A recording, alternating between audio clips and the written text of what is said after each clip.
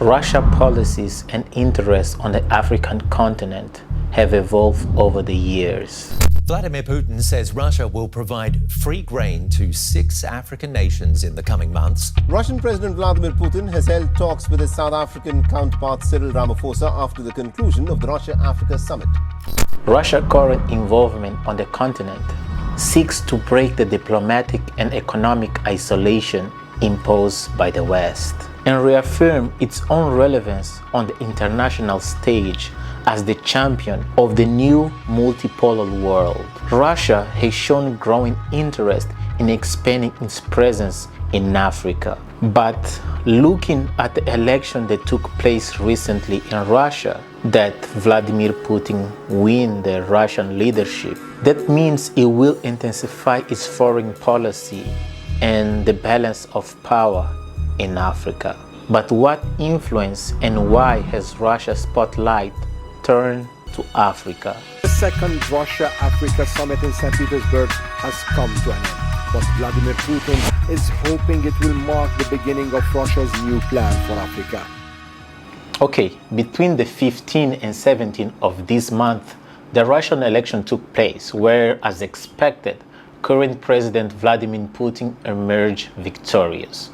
Okay, you are probably already saying, oh, it was what we expect, right? Etc., etc., etc. But now, pay attention to what the commander of U.S. Africa Command testified during a Senate committee hearing.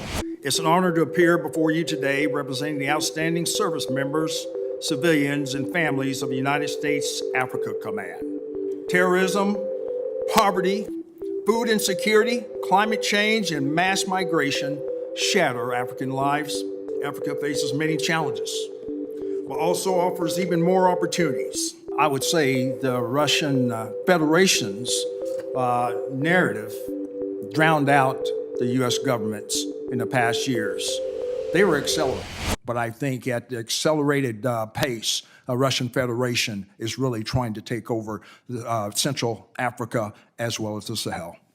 But this Russia-Africa relationship is rooted in a deep Soviet era and ties that Moscow forged with the continent. From the mid-1950s, as Africa became another important battleground in the Cold War, the Soviet Union became actively involved by supporting independence movements during a period of colonial conflict and helping governments that face internal or external confrontations. The Kremlin supplied weapons and equipment to these states and provided military training, creating a long-term legacy of Soviet equipment and operational culture throughout Africa. After the dissolution of the Soviet Union, the newly created Russia Federation, finding itself in political and socio-economic turmoil, was forced to disconnect from the continent, which meant that its general assistance and programs were interrupted. Moscow's first visible attempt to reapproach the continent began in the mid-2000s when Vladimir Putin became president. Осуществление полномочий президента Российской Федерации. Putin immediately visited the Republic of South Africa, and in 2014, the Kremlin redoubled its diplomatic efforts after the annexation of Crimea, especially when the first round of Western sanctions against Russia came into force, forcing Moscow to actively seek out a new geopolitical partner and business opportunities. In 2019, President Putin hosted the first Russia-Africa summit at Sochi retreat on the Black Sea, with the aim of strengthening Russia's position as a reliable strategic partner on the continent and securing military contracts agreement with different nations. Moscow also promised to write off additional debts.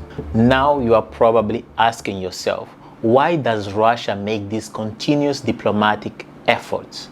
Simple: to gain influence. And a good example is to count on the support of many African nations and important votes at the UN, Let's look at these three scenarios. In 2014, the UN General Assembly resolution condemned Russia's annexation of Crimea. The 2018 resolution called on Moscow to demilitarize the Black Sea and the Sea of Azov. And the 2022 resolution condemned Russia's attempt to annexation of 4 Ukrainian regions. In all three cases, a considerable number of African countries voted against the proposed resolution. Others abstained and others didn't even attend the vote. Look at this voting map. African countries have contributed directly or indirectly to Kremlin's efforts to challenge the United States and its allies in international framework. In addition to strengthening diplomatic ties with African states, the Kremlin has also expanded its economic presence on the continent. For example, trade revenues between Russia and African countries have almost doubled, from $9.9 billion in 2013 to $17.7 billion in 2021. Grain exports are particularly important since almost 30% of African grain supply comes from Russia. Russia's recent withdrawal from the Black Sea Agreement, which allows Ukraine to safely export grain to different parts of the world, has brought Kremlin closer to Africa. Now Africa will be able to benefit from Moscow's own grain exports, eliminating Kiev from the global market, but increasing the dependence of a number of African countries on Moscow. Moscow has said it will do everything it can to protect Africa from negative consequences of the suspension of the grain deal, with President Putin stating that, quote, "Our country is capable of replacing Ukrainian grain on the commercial and free basics." During the Russia-Africa summit on 2023, Putin also promised to start sending grain free of charge in the coming months for these African nations.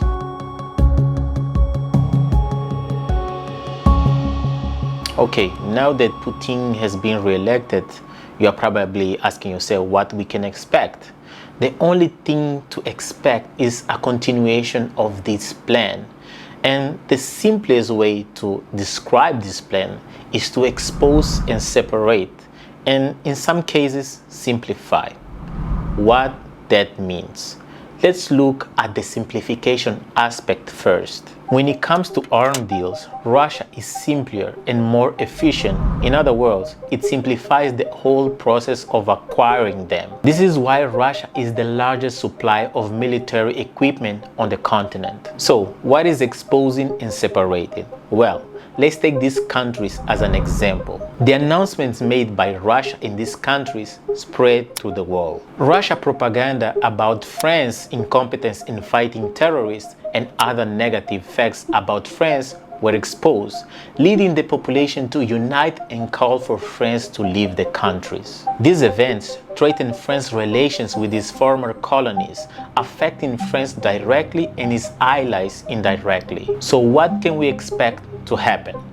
That Russia intensify its presence on the African continent. In return, Russia expects African countries to help it break the diplomatic and economic isolation imposed by the West. It intends to reaffirm its own relevance, seek lucrative opportunities in the extractive industries, extend its nuclear cooperation with the continent, and expand its military presence in the key areas. On the military side, Russia intends to build 6 military bases at key points, such as in the Red Sea, in the center of the continent, and elsewhere. Russia has also increased its military deployment in Mali, sending 100 soldiers to Burkina Faso, the first of 300 to help the military junta with the terrorists. And with the death of Prigozhin, the Wagner Group has undergone a transformation, recruiting young Africans to work in the defense sector. On the energy sector, Burkina Faso leader Ibrahim Traoré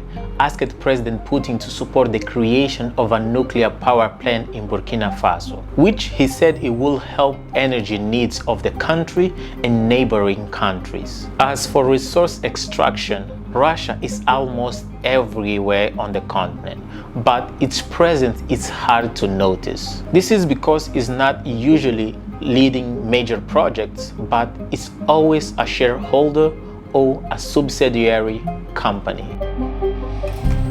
So, Russia's incursions into Africa presents the West with a serious strategic dilemmas. For the US, letting Russia expand further affects the United States and the interest of its allies. But attacking Russia directly could start a war and end up fading the Moscow narrative, something that recently was experienced by France. So, if you want to know how the Wagner Group gained influence or how the Wagner Group is doing after Prigozhin's death, let me know in the comment. And as you know, English is not my first language. Please feel free to correct me in what you probably find funny while I was speaking. So let me know anything in the comments down below. Thank you, and please stay around, share, and give me that like. So that's it. Take care of yourself, and asante sana. Peace.